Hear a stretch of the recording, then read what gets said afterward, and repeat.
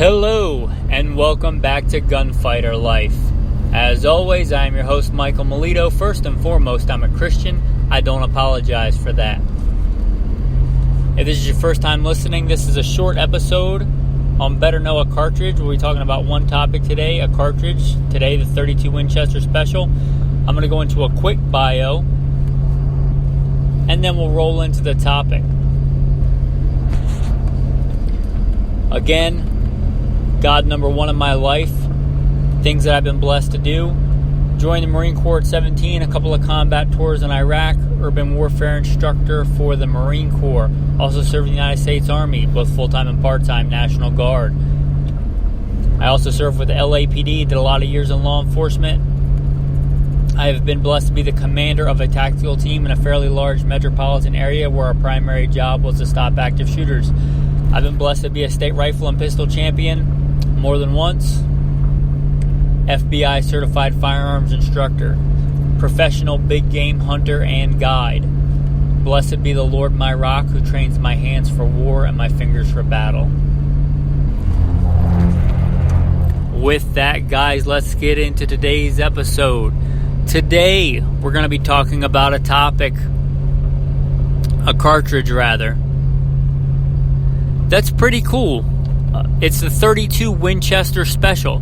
Now, if you're listening to these in order, you'll know that we just did one on the 3030. Are you getting caught by wind? So the 3030, I think a lot of people know about that. It's a very common cartridge. It's an American classic.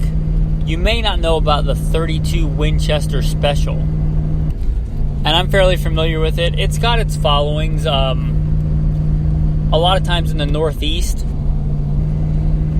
I looked it up on Wikipedia, so this information I'm going to give you next is from Wikipedia, so verify it for yourself. But introduced in 1901, and it was introduced by putting the 30-30 case with a larger diameter bullet, a 32 caliber bullet. So you'll hear it referred to as the 32 Winchester Special, or you may even hear it referred to as the 32 Winchester Centerfire. So by this point, it's well over 100 years old. And I learned something really cool when I was reading about this that I didn't know.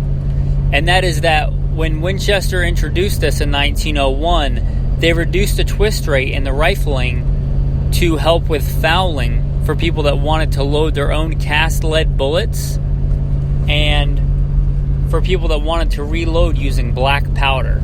And I think that's really neat and really cool that they did that. If you're into survival, into prepping, into being self-reliant, you may know that you can make your own black powder, and there are ways to make your own primers. And I started casting lead when I was a very, very young man with my father when he was reloading his own ammunition. So you could take this rifle that's good for taking medium game, black bear and elk and, of course, white-tailed deer and mule deer and pronghorn and whatever at moderate ranges. And you can reload with just hunks of lead from old car batteries and make your own black powder and make your own primers. And you could theoretically reload this into perpetuity, and you could have a rifle that gives you a reasonable rate of fire and a reasonable amount of knockdown power that's manually operated with a fairly large capacity. And you could make your own ammunition because you can, for all intents and purposes, reuse the brass probably as long as you're going to live. And you can actually reuse the primers by denting them back out and remaking them. And you can make your own black powder. And that's pretty neat. That's pretty cool. Now, yes, you can just have a straight muzzle loader, a more traditional black powder firearm, but you get one shot. Even if you have, let's say, you can reload shotgun shells too the same way with black powder if you wanted to. But this is another really cool option that gives you a reasonable rate of fire with, let's call it, as close to completely homemade ammunition as possible. And when times are good, you can stockpile up regular ammunition. And there are plenty of companies, I'm sure, still loading for a 32 Winchester Centerfire, a 32 Special. And that's just a really cool cartridge. And I think it's really cool that Winchester did that they specifically developed that and changed the rifling for people to be able to use black powder and cast their own lead bullets. Even if you want to use more traditional powders, casting your own lead bullets really is a money saver. You can make a lot of lead bullets, especially if you have a good source of cheaper free lead, like going to an auto parts store, something like that, and getting their old wheel weights that are made out of lead. A lot of times they're already hardened in the right consistency for making cast lead bullets, and you sometimes can get them to give them to you if you ask around, or a lot of sources of lead. Even if you had to buy it in bulk, it's still far cheaper than you're going to get, bullets in a little nice little package, because you're doing the work yourself. And it's a cool skill to have. You can use casting lead for a lot of different things, making sinkers for fishing, making sinkers for nets, which is a big reason we did it growing up. My father, growing up, commercial fisherman. His father before him was a commercial fisherman, so I spent time, mending nets, casting lead, doing those things. Lead's got a pretty low melting temperature. You can do it with just, an old cast iron pot in a regular campfire. So pretty low tech. And a lot of times when you shoot those bullets, if you have a good bullet stop, a good bullet trap, even if it's just sand, you can a lot of times recover those bullets and remelt them down and reuse them. Pretty neat. And a pretty cool way to get a firearm that's a reasonable rate of fire, that's going to give you the ability to take medium to large game, and to be able to do that with a lot more self-sufficiency. And these aren't that common, and they're not that coveted. So again, they're one you may be able to find at a gun show or a pawn shop that is not as valuable as something else. Think of the 32 Winchester Special, I guess, like the Linebacker of the 30-30 lever action family. It's like the Winchester's lever action Linebacker. It's a little beefed up, a little bit bigger around the midsection. Lever action hunting cartridge. And it's been around, well, I guess this year will be 120 years if it was introduced in 1901. So it's been around a while. And you can still get ammo for it.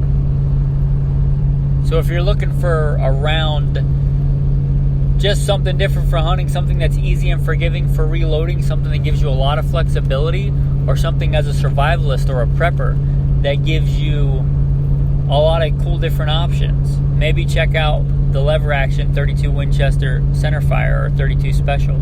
Pretty cool round, pretty neat. I thought it was pretty cool. And even if it's not your cup of tea, even if you don't ever decide you want to own a 32 Winchester centerfire, maybe you know somebody that does. Maybe you can pass it on. And a lot of the reason for this cartridge talk is just to help us help each other, and to know things better, to know guns better, to know nomenclature better. With that, guys, I'll say thanks for listening to this episode of Gunfighter Life. Your one-stop shop to find out more is goodshepherdtraining.com. The wife and I put quite a bit of effort into that website and getting it off and running. And you want to contact me, you want to support the podcast, you can scroll down and click on the Patreon link on there. Again, it's goodshepherdtraining.com. So check that out.